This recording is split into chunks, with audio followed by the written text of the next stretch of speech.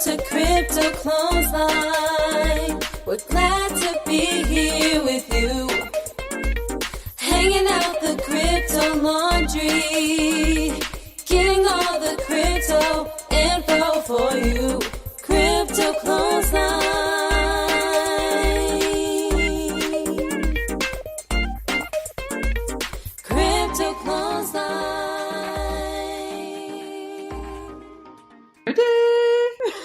Amy-Rose. Hi, Abheeti. Bit excited. We're talking about Rog today. Yeah, and we were discussing prior to this episode. I'm a little bit of a fan of Roger. What's the little bit? We discussed, I wasn't actually going to talk about it, and then Abheeti, you said, just tell the world. All right. So here I go. I find incredibly smart and articulate men sexy. Just saying. And so I was quite nervous in the interview with Roger. And then there's the backdrop to the interview, which is all about the Free Ross campaign and our interview with Lyn-Ulbricht, which is the whole reason why we had Roger on. So I was both nervous and serious about getting our message across. So anyway, yes, I think that Roger is quite attractive. So apart from the fact you find him a hottie, how are you? Just had to get that out there. I'm really good, really good. How are you? I'm really, really good. I've just had the Women in Blockchain Perth event this week, and it was a raging success, and that was so much fun, apart from all the back-end tech glitches that were rather challenging, including one dear friend pulling the plug on the entire PowerPoint presentation just minutes before we started. And that's not pulling the plug. That's like he physically pulled the plug on all the physical, technical equipment. PowerPoints and background music and everything. Everything just went to a blank screen. And I'm like, okay, ready to start. And it had all gone. And he, such a sweet man. He was there helping us out. He worked his butt off to help us. He was so generous and so sweet. And what he was looking for was a monitor space that he could plug in order for us to have you live stream to the event. So it was just this incredible comedy of errors, but, very loving errors. And what about the day before in that particular Facebook group? That was a damper. Please tell everyone about what happened there. So yes, we had some interesting feedback, let's say, from the community. It created a bit of a fever. There was some guys that felt that it was very sexist of us to have a Women in Blockchain event, and they publicly declared that they would not be releasing any more information that had that kind of wording in it in their group, because they felt that it was very much excluding men from the conversation. And one fairly prominent local businessman even went as far to say that it was a guise of attracting mixed gender, and it was actually sending a really bad message to women, including his girls. That was intense. It was really intense. And the way that, we've been digesting that over the days, because we were just working so hard to bring it to fruition. We were just working so hard. And, there wasn't a lot of sharing going on. Different people were talking about it, I think. These men that were creating this furor in this group, they weren't able to see why women would want to gather together with other women and men, I should add. Everyone was welcome. But what was so heartwarming about that is so many men stepped up to defend us. So many men were raving about the work that we do in the space. There's one particular person we know really well called Matt. I won't mention his surname, but he has just been so glowingly supportive. But other men too, men that I don't even know, were commenting. And then they had men coming up to me at the event telling me that they were personally messaging these guys to help them move through this bias. I mean, it was outrageously lovely how much positive support was coming from the male sector to the work we were doing in Women in Blockchain Perth in order to support us. But it was pretty intense. I think you pulled through really well, and you were stoic and quite gentle with them. We ended up replying to this Facebook group post saying that we thought it was slightly unfair. In our own way, we said some words that were, I think, legitimate, and we got blocked. We can no longer see the post. It hasn't been taken down. I don't know if it has. But we were blocked, but not only us. It was anyone who said anything which was basically contrary to the view of the admin who posted. Thank you. Any publicity is good publicity. And it really created this cradle of support for us. Like, there were so many people that had our backs. One of the major discussions for the night was the future of money. And I think it's very applicable to the interview that we have with Roger Ver today, because Roger Ver is all about getting the whole world to accept cryptocurrency. That was what we discussed at the Women in Blockchain panel that you hosted. I think it's really applicable. It's true, because in the conversation with Roger, he talks about the adoption of cryptocurrency being one way of disabling the state, which are basically taking away our basic human rights. I mean, we'll speak a little bit more about that. In the interview with Roger Ver, and the whole reason for the interview with Roger Ver is to gain more awareness about the Free Ross campaign, which is being undertaken by Ross Ulbricht's mother, lyn-ulbricht, to free her son from prison because of an extreme sentence that was handed down to him for creating an e-commerce website on the dark web. And that e-commerce website was conducted in payment in cryptocurrency. So that being 2014-15, when all of that came to be, when he was brought down and the site was closed and the court case was held and what have you. At that time, it was deemed that potentially it was a way of them trying to squash or quash Bitcoin and cryptocurrency because it was associated with the dark web and the sale of drugs and what have you. But it's very clear that there were no victims that came forward in the trial. Roger, that's coming up, that he's got so much to say about the fact that it was a victimless, inverted commas, crime. And I asked the question in the interview, do you think that the whole reason for Ross Ulbricht's sentencing was to make an example of him and to show everyone that cryptocurrency is not legitimate, and to make an example? And basically Roger Ver said crypto is a global revolt. So people are basically saying, I accept cryptocurrency, I use cryptocurrency, and they're telling the state, no, I own myself, I own my money. So that's something that we talked about in the interview with Roger. Before we go to the interview with Roger, we want to do the Welcome to the Crypto Clothesline to share with everyone what our show is all about, which is helping women join the blockchain wealth revolution for themselves and for their families. And as we've mentioned in other episodes, it's not just women, it's men that are listening to this episode. And we've had this wonderful feedback that men who are loving the crypto space have been able to pass this podcast along to their wives, daughters, mothers, sisters, friends, as a vehicle for understanding that this is not just a male-dominated world, which is one of the myths that we like to debunk on the podcast. And we're learning together with you, talking with leading experts like Roger Ver in the space, exploring cutting-edge technology projects and anything that's shaping the future for our children. Our names are Amy-Rose-Goodey and abheeti-kathryn-pass. We're speakers in blockchain and crypto, and we're on a mission. This podcast is for intelligence and growth, and our values are for peace, harmony, and collaboration for the planet. Wow, that sounds so cool. We're so amazing. Gosh, thanks. So are you. And we also want to let you know that we have a Patreon support website. So that means that if you love what we do and you want to know what's going on behind the scenes, or if you want to support us and help us grow, and you can actually become a patron. And that means you're part of the inner circle of the Crypto-Clothesline podcast. You get access to bloopers, you get access to our hidden photo album. We would be really excited and really grateful if you'd like to head across to our Patreon page and pledge. Just head to www.cryptoclothesline.com/Patreon. All right, well, let's have a listen to the interview with Roger. Thank you so much, Roger Ver, for joining us on the Crypto Clothesline today. It's a bit of a different interview because we've asked you to come on and support the interview that we've done for lyn-ulbricht and her plight to free Ross with the Free Ross campaign. So thank you so much for coming on and chatting with us about this. Yeah, glad to do whatever I can to help at this point. We recently had a lengthy interview with lyn-ulbricht of Free Ross campaign. Obviously, that's Ross Ulbricht's mother for listeners who aren't familiar. We were really interested, Roger, to be able to speak to you because one of the questions we put to Lyn was what sort of support she's had from within the crypto community, the crypto blockchain community.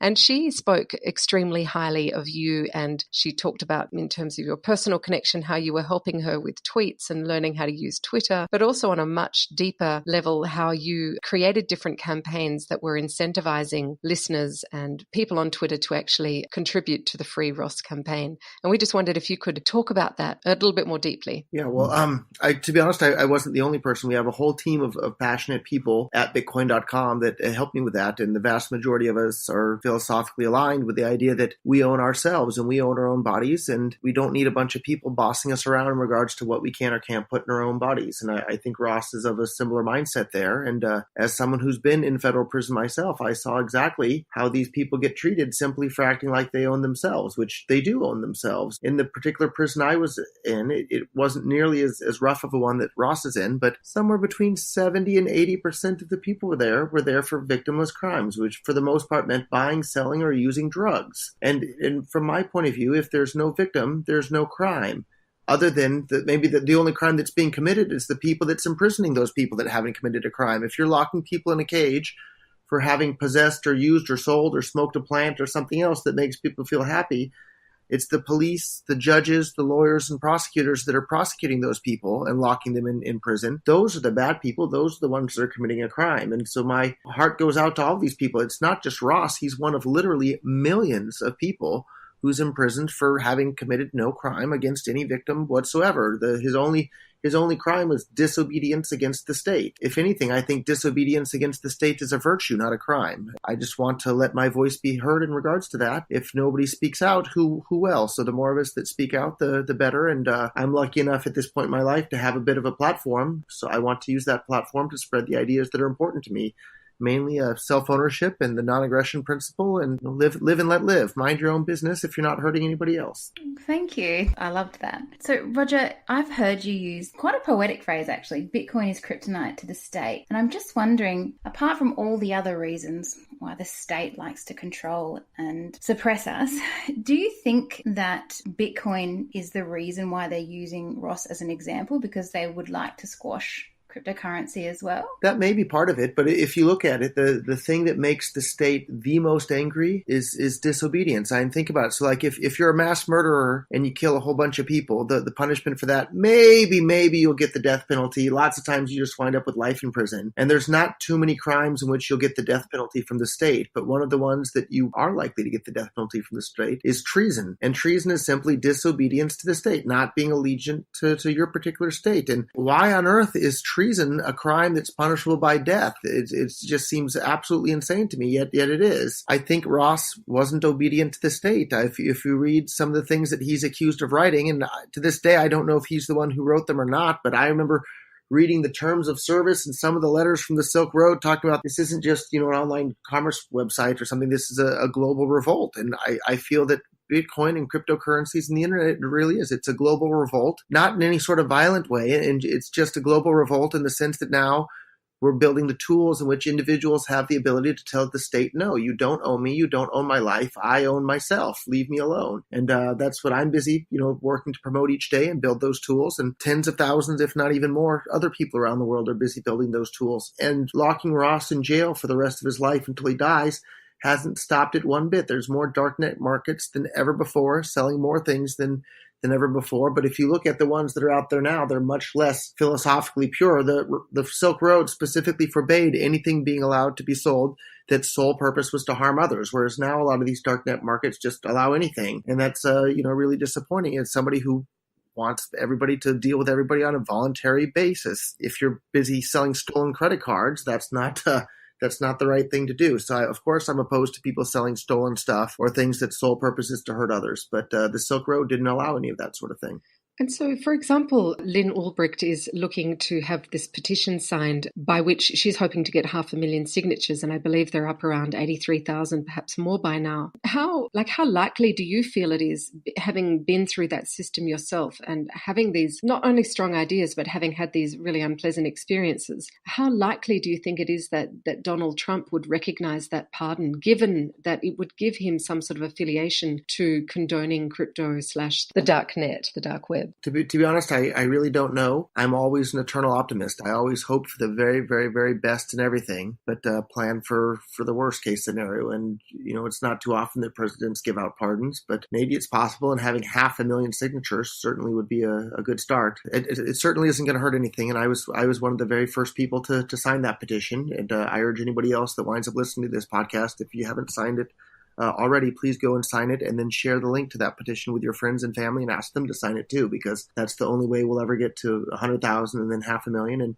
who knows, someday maybe we'll even get 1 million signatures on that. But hopefully Ross will be released long before then. But before Ross is released, please sign the petition and ask your friends and family to sign it too. Before we move on a little bit, we didn't actually go over who you are and why you do what you do, because you're a voluntarist, and so someone, for the listeners, someone who advocates for non-political strategies to achieve like a free society. The way that you live and the concepts that you believe in, is this sort of the reason why you are an advocate for the Free Ross campaign? And can you tell us a little bit about your journey to becoming a voluntarist? Yeah, from I've never met Ross, and I never communicated with him until after he was already in prison. But from what I can tell, Ross and I share a very similar worldview in the idea that all human interaction should be on a voluntary basis or not at all. But I certainly wasn't born with that belief. It actually came from studying economics. And the more economics I studied, the more I realized that people dealing with each other on a voluntary basis makes everybody better off. And so if you think about it, the reason you buy coffee from Starbucks is because you value the coffee more than you value the money that you pay them.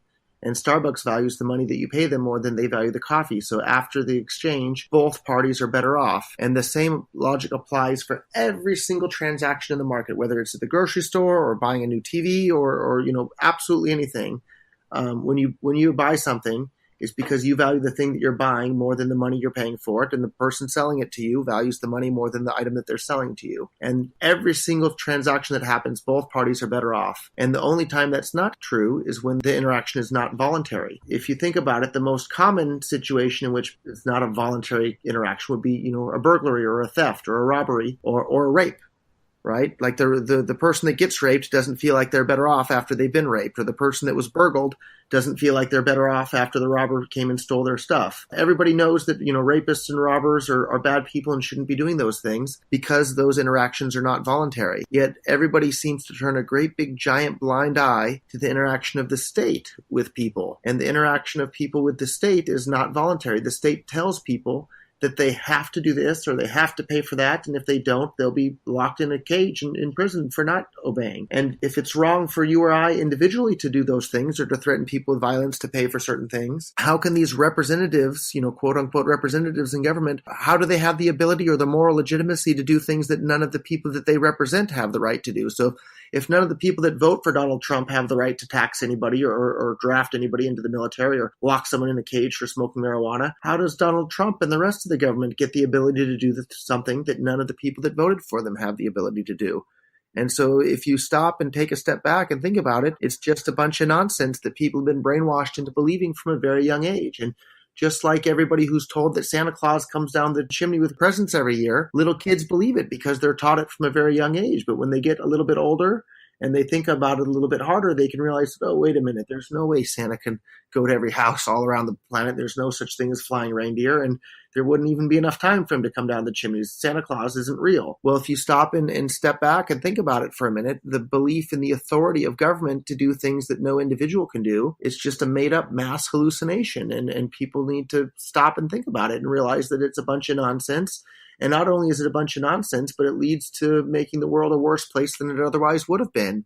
If you look at the absolute worst atrocities in all of humankind, it's not committed by, the individual, people like Jeffrey Dahmer or Charles Manson. It's committed by those that get in charge of governments and then manage to kill tens of millions of people. It's the Hitlers, the Stalins, the Maos of the world. And dare I say, the presidents of the United States that have been responsible for killing millions of people around the world by starving them to death with sanctions and dropping nuclear bombs on civilians and just all sorts of horrible things. So the worst things ever accomplished by humanity are done by the heads of governments. And I think governments, you hear a lot of people talking in the media about we need to have, gun control because it's too dangerous for people to have guns. Well, if you really want to think about the thing that's dangerous to killing, tens of millions of people, I think it's too dangerous to have government around because governments are responsible for killing literally tens of millions of people, far more than any lone nutcase with a gun has ever managed to kill. So it's the problem with this political hierarchy in which people believe these heads of states and obey them and think they hallucinate that they have the moral legitimacy to boss people around and do these things. That's the biggest danger to humanity. And if you care about your fellow human being, you should be opposed to these incredibly dangerous institutions even existing at all. So it was from studying the economics that I initially saw it, but then much later I studied the philosophy behind it, and I realized that the whole thing is just a bunch of madness, and I want absolutely nothing to do with it. And that's why I'm spending every day and my time and effort and resources trying to build the technological tools to empower individuals to no longer have to participate in coercive systems that they're not interested in participating in. Good ideas don't require force. If something's a good idea, people will participate voluntarily. It's like water finds its own level, doesn't it? That's a great way of summing it up. We were just having a conversation. We actually had the media here just before you and I and Amy Rose got together. And the lady that was present there, Sophie Amat, quoted the Charter of the United Nations, Chapter 1, and I just quickly brought that up and had a look. And point 3 says, Part of the purposes of the United Nations is to achieve international cooperation, in this case, in solving problems of an economic, social, cultural, humanitarian character, promoting and encouraging respect for human rights and fundamental freedoms of all without distinction to race, sex, language, or religion. And she was basically bringing it up, and it's really relevant to what we're discussing here about how we've forgotten this charter, we've forgotten this fact, and that in this case cryptocurrency, but in the case of Ross Ulbricht and the human rights and the extreme sentencing in light of what apparently Silk Road was doing, they're completely out of whack. They're completely incongruent. And it has been stated by more than one person that if we took Mark Zuckerberg to prison for all the transactions and interactions and sort of so-called illegal activity that goes on in Facebook, then we would, we'd be watching him being imprisoned for life. And that's not the case. So why is it the case for Ross Ulbricht? I think the big difference is that Mark Zuckerberg he feels obedient to the state, and he toes the party line, and he's never ever that I've ever heard spoken out against the violence inherent in the state. And I bet if he were to start saying these sorts of things, he would find himself in prison pretty quickly thereafter. So I think it's just they get really, really upset with people that don't bow down and kiss the ring of the state. But I don't think we should. And life is too important and too short to live it as a lie. So I won't and I don't. I think that's a really good point. That's really brought to light the fact that, as you mentioned, Ross spoke out against the state, and that was his number one reason that he's been landed with this extreme outcome. It very clearly is. There's no bigger offense to the state than disobedience. That's what they really, really, really hate. But the truth of the matter is they have no moral authority. And one of my favorite quotes from a modern day philosopher, Larkin Rose, he says that writing down words on a piece of paper and calling it a law does not alter morality. I think that's exactly right. Just because some people that I've never met got together in a room and wrote down words on a piece of paper and decided to call it a law, that doesn't alter morality one bit at all. Because it's assuming that those people who wrote those words have got a higher moral standard or ethical standard than you, who's just a lowly, commonplace, everyday person. Or that they even have the ability to create or alter morality. So I guess a philosophical question for any Christians or other religious people out there, is murder wrong because God says that murder's wrong?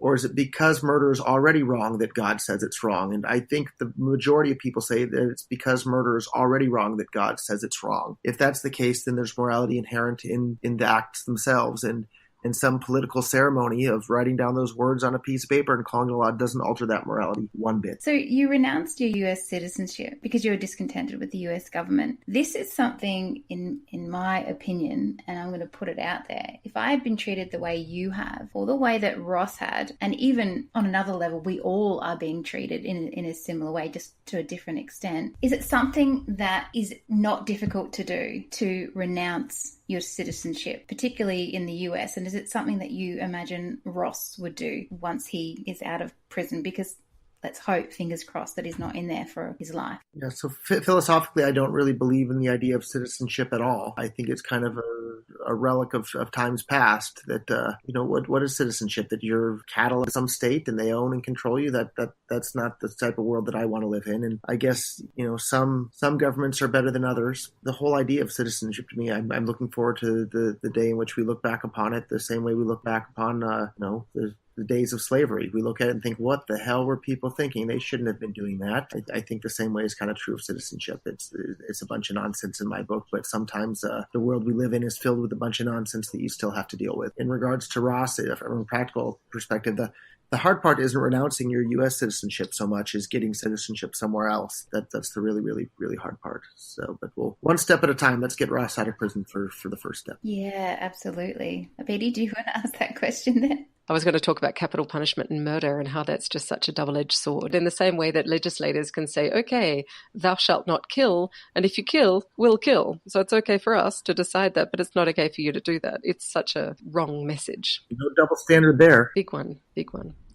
Well, I think that's absolutely relevant, Abheeti, because everything they say that we shouldn't be doing, they're actually doing. Yeah. It's just a control thing. My father had a very cynical, dry way of wrapping that up. He said, do as I say, not as I do. I have another friend that when he was in law school, a bunch of the other law school students, or one in particular he mentioned, he was busy doing cocaine and partying and having a wild giant time while she's busy serving an internship at the district attorney's office and prosecuting people for doing the exact same thing she was busy doing every weekend. And he thought, what a dirty hypocrite that's busy destroying other people's lives for doing the exact thing that she's doing every weekend. It feels like that's sort of part of this very rattled human condition that we've got into, this really conglomerated mess. I don't even know if there's such a verb as conglomerated, but I just invented it.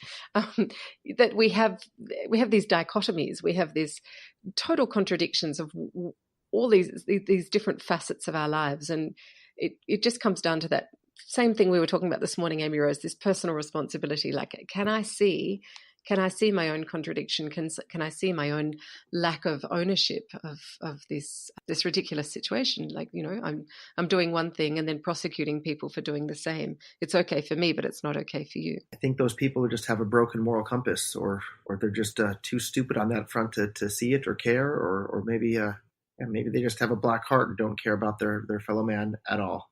It's really hard to say, or maybe it's a combination of those or different reasons for different people. But at the end of the day, I think we need to take away the power from the state to be able to destroy lives on those ways. And another one of my favorite economists and moral philosophers, a man named Murray Rothbard, had such an interesting point. And he said that people try to justify the existence of the state to prevent people from maybe possibly somehow, somewhere doing some bad things. But in order to prevent the possibility of some of these bad things happening possibly somewhere, somehow, they guarantee that all sorts of horrible bad things are going to be happening all the time, where they're going to be coercing all sorts of people and throwing them in jail and this and that. So to prevent some bad thing from possibly happening, they're guaranteeing that a bunch of bad things are going to happen. And that really seems to be getting the logic backwards there. But that's exactly what we have with the state.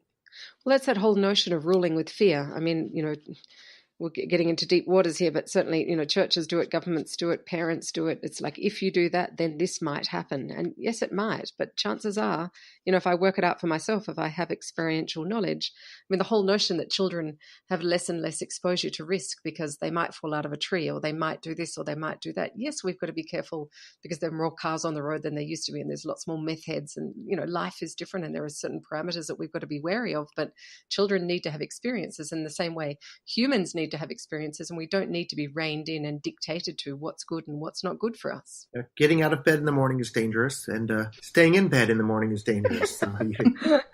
So Ross built this website. It was basically an e-commerce website, and now he's serving a double life sentence plus 40. And this is extreme. And Lynn talked about this.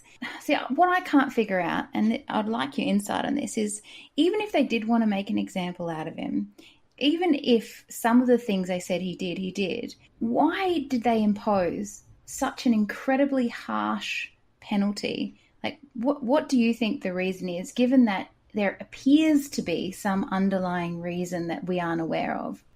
Disobedience is the biggest crime against the state. And, Judge Forrest is an evil, evil person. What else can you say about somebody that wants to condemn someone to die in prison for having built an e-commerce website? She is evil. Just like the guards in the concentration camps in Nazi Germany were evil, or the judges that sent people there were evil. The worst atrocities to all of humankind were done with the full and complete blessing of the law. What's happened to Ross is absolutely a travesty, And it's been done with the full and complete blessing of the law. And the people that are enforcing these horribly immoral laws are, at the very, very least, misguided. And if you want to take a stronger stance, you can say that they're evil for having done so. And I wish it was clear as to why that sentencing was delivered, rather than just an emotional rant from a judge who was having a bad day. You know, what I really wish is that there was a reason behind it, because he's stuck there forever, the rest of his life, for literally building an e-commerce website, which there are many, many out there who have similar or who have had similar things going on, and they're still running fine. And Ross is sitting in a prison. It breaks my heart, and I just wish that there was an answer. And I know that you can't deliver that, but well, I think, as mentioned before, the one way we can be proactive is to ask listeners to sign the petition. If each person signs it and forwards it on, that's just, drip, drip, drip. It's a little bit more until the whole vase is overflowing. And I think it's important that while Ross's case is tragic, he's one of just millions, and we should focus on striking the root. And the root of this problem here is the entire, premise that government has the right to imprison people for victimless crimes at all. That whole idea needs to come to an end. If there's no victim, there's no crime. And anybody that's trying to prosecute somebody for a victimless crime, that prosecutor is the real criminal that needs to be stopped. And so that's true of Ross's case, and it's true of all these other cases out there for victimless crimes. In this discussing and in bringing this to light, this is already a step in the direction of shining light where perhaps there wasn't any before. For me, I guess the best tool that we have to bring an end to the predations of the state upon peaceful people in the world is mass adoption of cryptocurrency as far and wide as we possibly can for every person everywhere. I feel that as being kryptonite to the state. It'll reduce the size and the scope and the control of the state by 90+%. And I think that will lead to a much, much better world for everybody. And that's why I'm busy promoting the use of cryptocurrencies all day, every day. And I suspect that was one of the reasons why Ross was excited about them as well. I have to say that I've been on bitcoinstore.com to buy one of your items, a shirt, and it was by far the smoothest cryptocurrency transaction, and that was through BitPay, that I've been on. It was so easy. So kudos to you. I'm really impressed. Thank you. And anybody else that wants some cool Bitcoin shirts, I guess they can go and visit store.bitcoin.com for that. Well, thank you so much for joining us today, Roger. And we finally got together. We had a few hiccups along the way between international time zones and other things, family members and kids coming and going. So we thank you most sincerely for coming on and making these useful and prominent comments in regards to this human rights issue. And I thank you both for continuing to try and make the world a better place through education and awareness. So thank you both for that. You see what I mean? Oh my gosh, when he talked about we own ourselves and we own our bodies, and that we don't need a bunch of people bossing us around. It was like he's put it in such simple terms that, like he said about the whole Father Christmas thing, hope there are no kids listening, we've been fed the myth for so long that we don't question it anymore until we get to a certain point of maturity where we actually realize it's not true. And I think a lot of people never actually get to that point of maturity in which they question the state. Just wait for this garbage truck to go past. Don't edit that bit, it's so good. After this interview, that's when the hypocrisy of the whole system. I mean, I've known about the different things that really irritate me, about all the things that the government are doing and all these things. But the hypocrisy of the government's telling us what we can and can't do while they do the things that they're telling us not to do. And when Roger was talking about that, I was thinking, that's so true about privacy. They're like, you're not allowed to peek over the fence at your neighbor. I'm not saying I do that, but I mean, I don't do that. You're not allowed to invade other people's privacy. They've got their fence there. You can't go over that. You can't go into their backyard. You can't look at them or read their mail. But guess what? We are allowed to read your emails. We're allowed to invade all of your privacies because we're the government. That's something that's stuck with me for years with the whole question of corporal punishment. I just remember as a kid being so upset that they were allowed to sentence you to death because you killed someone. Now, I'm not condoning the killing of another person, but neither will I condone it coming from the voice of the state either. Such hypocrisy. And also the hypocrisy of all the other platforms who have aided and abetted many crimes, all of the e-commerce websites who at the same time that Silk Road was apparently doing these things, These other e-commerce websites were doing the same things, but guess what? They're all okay. It's something that's sort of little explored, really, that whole notion. When he talked about reading the so-called interactions and things that Ross Ulbricht was said to have written, and one really doesn't know what the reality is from the non-reality in this whole reporting aspect. But he said that his number one crime wasn't actually what was happening on his website. It was the fact that he was looking to give people freedom and to step away from the state, and that was treason. So the call to action is to urge everybody to have a look into the Ross Ulbricht case and see for yourself. Go to freeross.org, sign the petition. If you know a politician in the US, get them on board.